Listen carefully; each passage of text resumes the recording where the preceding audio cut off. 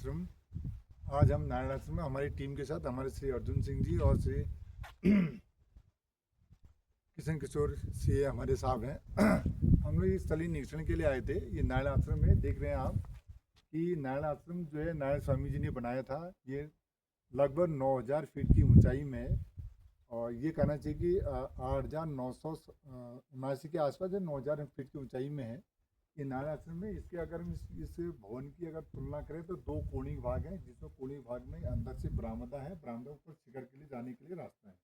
इसी तरह से दूसरा भी है और इसके मुख्य प्रवेश द्वार के लिए इस गेट आगे को बने हुए हैं और गेट के अंदर जाने के लिए बरामदा आता है और बरामदे के अंदर एक हॉल है जो प्रार्थना हॉल है। वहाँ पर एक मंच बना हुआ है जिसमें नारायण स्वामी जी की प्रतिमा रखी गई है और वहाँ पर ध्यान केंद्र बनाया गया है। और इसके पीछे अगर देख ठीक पश्चिम भाग की ओर जो है एक बरामदा है, बरामदे के पास एक उनका एक गेट है जो निकास द्वार भी कह सकते हैं, जबकि प्रवेश और निकास द्वार इसी में है, लेकिन पृष्ठ भाग से है तो ये माना गया है। और इसकी जो सली जो कोणिक भाग है, कोणिक जो शिखर युक्त जो कोणिक बनाए गए हैं, इसमें अष्टकोणीय ये पहल वाला युक्त बनाया गया है। और ये प्रांगण है, ये प्रांगण लगभग 9-10 नाली जमीन में फैला हुआ है, जिसके मध्य में जो नारायण आश्रम जी ने अपने आश्रम को बनाया है। इसके दोनों सीढ़ियाँ हैं जो शिखर भाग की, जो शिखर वाला जो है इसमें कक्ष बने हुए हैं, तो खिड़कियाँ भी बहुत अच्छी बनी हुई है, यहाँ पर आदमी आराम से रह सकता है। और इसके साथ साथ ऊपर देखते हैं ध्यान केंद्र बनाया गया है। इसके ठीक उत्तर में हमारा ध्यान केंद्र बनाया गया है, फिर दक्षिण में देखते हैं वहाँ भी ध्यान केंद्र बनाया गया, रहने के लिए कुछ कक्ष बनाए गए हैं। वहाँ पर एक उन्होंने वर्तमान समय में पॉली हाउस बनाया गया है। ये चारों ओर से फुलवाड़ी का इनका एक केंद्र है। अगर ठीक सामने पूर्व की ओर देखते हैं नेपाल का इलाका है, पूरा हिमालय क्षेत्रीय आप जो देख रहे हैं पूरा नेपाल का है।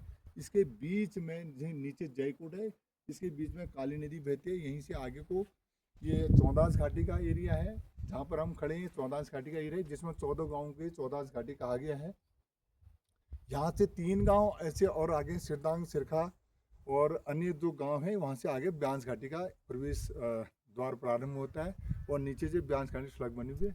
यहाँ पर जो वर्तमान समय अगर हम देखते हैं चौदास घाटी के लिए ये अंतिम छोर है सड़क का।